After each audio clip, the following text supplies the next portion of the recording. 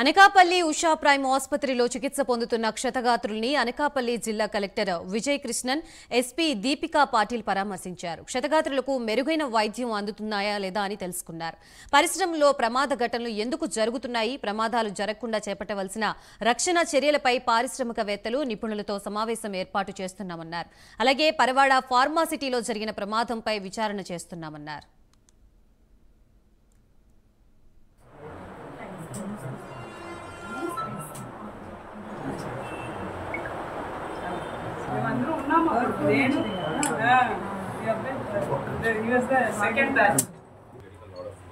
ఫ్యాక్టరీలో జరిగిన యాక్సిడెంట్ దాని మీద నిన్న సీఎం గారు స్వయంగా విజిట్ చేయడం జరిగింది. క్రిటికల్ కేసెస్ మనం మెడికవర్ హాస్పిటల్లో పెట్టాము.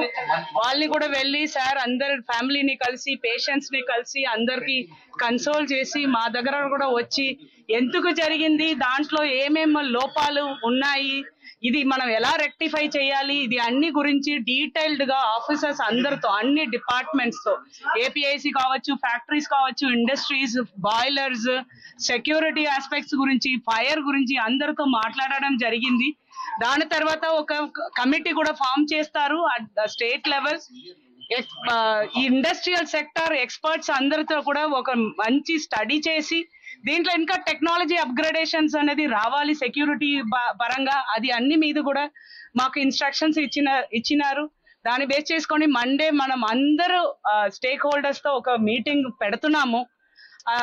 పెట్టి వాళ్ళతో మన టెక్నాలజీ ఎక్స్పర్ట్స్ అందరితో కూడా ఇంకా సెక్యూరిటీ ఆస్పెక్ట్ పరంగా ఎలా ఇంప్రూవ్ చేయాలి అనేది మీద డీటెయిల్డ్ స్టడీ చేసి దాని మీద బాగా వర్క్ చేసి ఫర్దర్ గా ఇలా జరగకూడదు అనేది మా అందరిది కోరికలు కూడా.